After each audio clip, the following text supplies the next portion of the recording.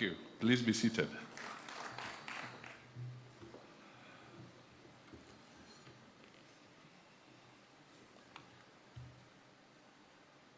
Your Excellency, Namgyal Khampa,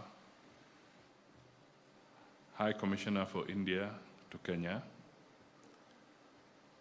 Mr. P.V. Sambasya Rao, Dr. Narendrath Reddy, Mr. Alejendraro Grana, Vice President, distinguished delegates, ladies and gentlemen, hamujambo. That is the Kenyan greeting in Kiswahili.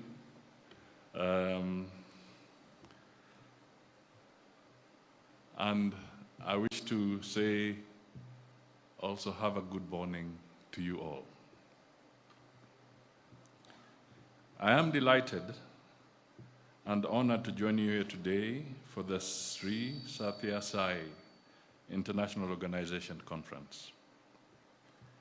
Let me, on behalf of the government of Kenya and the people of Kenya, appreciate the organizers and you all for choosing Nairobi to host this auspicious event, which brings together delegates from all the countries of the world where you have a footprint. I am informed that there are over 300 international delegates participating in this conference.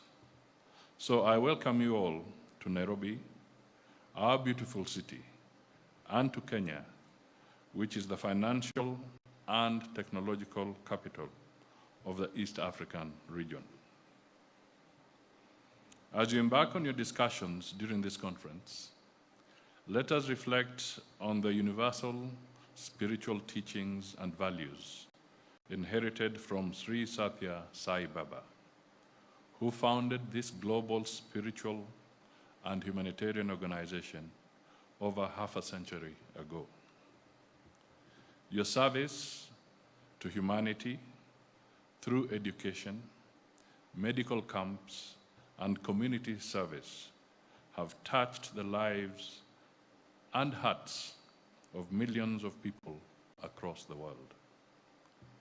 Through your work, you have become key partners with governments, the private sector, and the civil society in improving the livelihoods of the very needy in our society. We are proud of the work you have done in many African countries where your volunteers are engaged with the local communities in activities such as school feeding and medical camps. Here in Kenya, you have planted over 3,000 trees in various parts of the country, including Bungoma, Busia, Machakos, and Vihiga counties. Your partnerships with the local schools, community-based organizations, and other stakeholders on the ground is an important contribution to economic and social transformation. I applaud you for this great initiative, particularly because it supports our government's ambitious campaign to plant 15 billion trees by 2032 to enhance Kenya's adaptation to climate change and its contribution to the global reduction of greenhouse gas emissions. Through these social investment programs, you are helping to improve the livelihoods of Kenyans and contributing to the realization of the bottom-up economic transformation agenda. As I conclude, let me take this opportunity to appreciate the organizers for organizing this forum, for growing the spiritual and humanitarian seed that Sri Sathya Sai Baba sowed to enhance the survival of humanity. I wish you fruitful deliberations and look forward to outcomes that will shape the future of your service to humanity. Let me just take a couple of minutes to speak away from my formal remarks. First, I experienced some of your efforts personally, and there was evidence that came onto the screen. I did not know the statistics, but now I have seen that the few days that the medical volunteers were around in the region, they were able to see or to deal or to treat 5,600 needy individuals in all the countries. That is Kenya, Uganda, and Tanzania. I want you to just reflect for a moment. If it was the normal process, how many days or months would it take for those people to get the formal appointments in hospitals?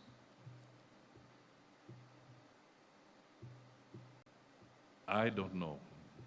We all have our countries. You can try and imagine how long it takes to get a doctor's appointment in your individual countries. So 5,600 in just a few days is phenomenal.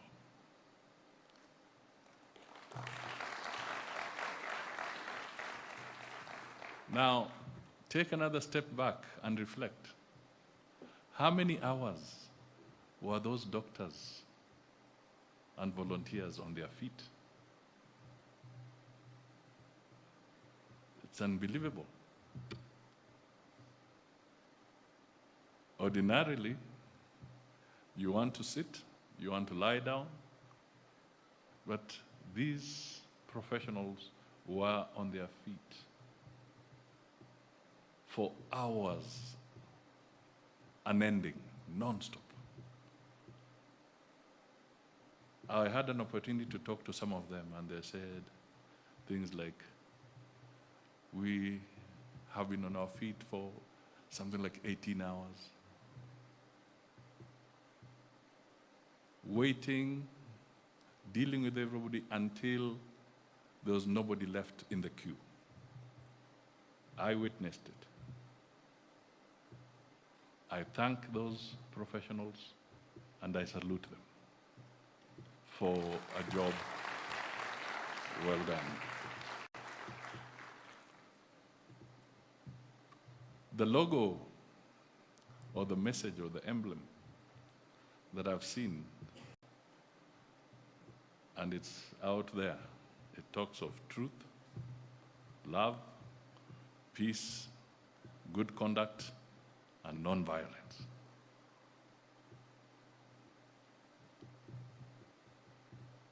What more global constitution do you want? It's all there. In just a few words, the entire global constitution, the humanity constitution is there. In Kenya, in the last few days, we have had our share of upheaval because it's a trying moment globally in many different ways. The danger of climate change is looming all over like a dark cloud. The world must look for the silver lining in that dark cloud and help us overcome the challenges of global climate challenges. It is one of the pillars that you talk about under the Siri Baba agenda. We are dealing with poverty. We are dealing with challenges of healthcare for the millions of people who cannot afford it.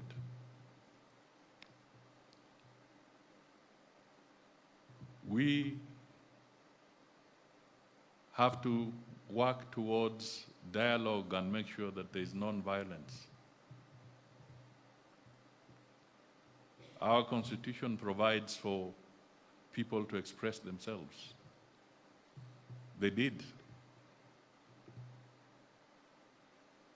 But of course, the Constitution does not provide for violent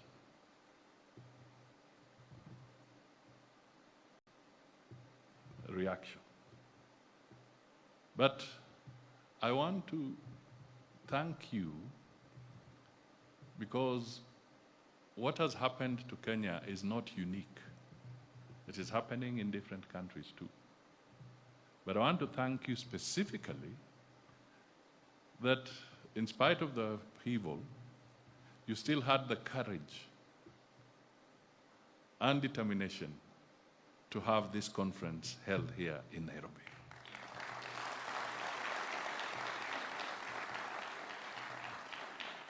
That is a serious manifestation of solidarity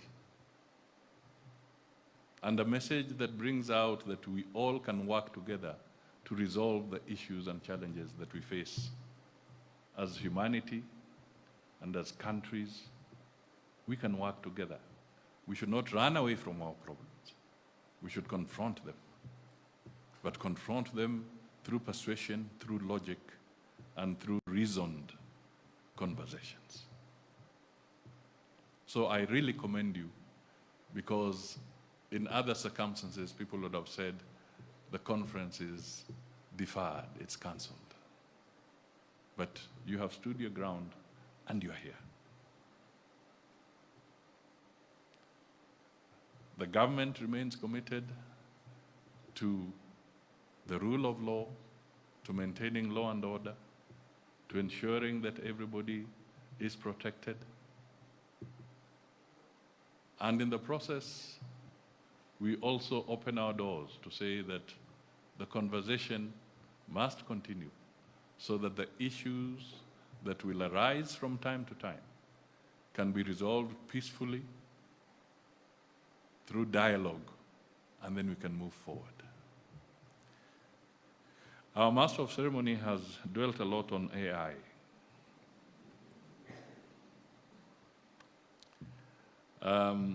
And the truth is, technology was a very strong instrument in the communication that the younger people were conveying this time around.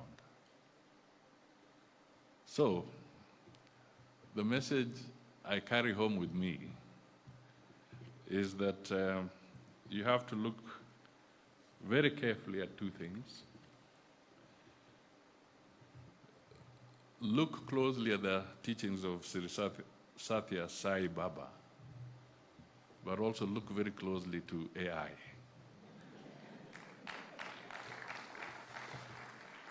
I think if we can harness those two strong pillars, we can be able to reach out to a lot of citizens globally. Our statistics show that 68% or 70% of Kenya's population are those that are going to be inclined to AI. The demographics have shifted. It's the young people that are dominant in numbers.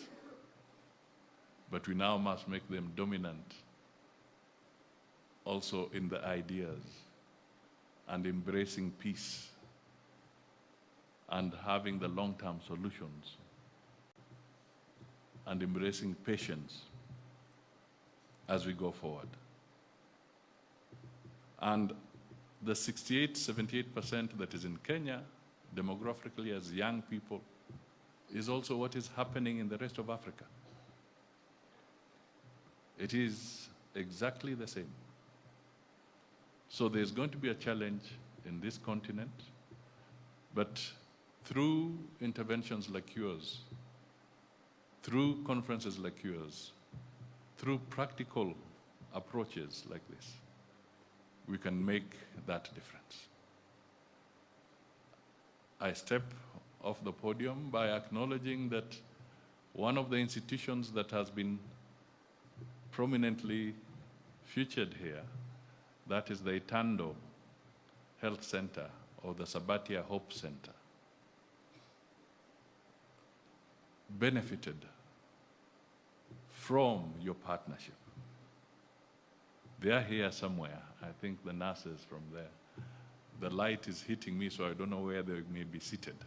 But I've been told they are in this conference room, and I'm happy that they are here. My plea to you is that as you adopt other centers and other institutions globally, please look favorably at this Itando Health Center, this Hope Center in Western Kenya that would benefit tremendously from the kind of talent, human resource, professional resource, and even financial support to improve what they're doing. It's a partnership between the Catholic Church and ourselves. I'm a Quaker. So we have partnered on the ground. My family bought the land and donated it.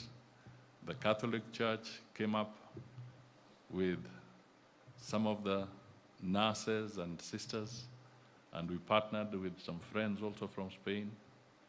But we could do much better with the partnership of the SSSIO Humanitarian touch. So ladies and gentlemen, it is now my honor and privilege to declare this SSSIO International Organization Conference officially opened. And I thank you all, and may God bless you all for the next few days and also when you return to your various countries. Kenya remains a strong, peaceful, democratic country, and our sometimes very, very forceful consultations should not deter you from visiting us in the years to come. Thank you.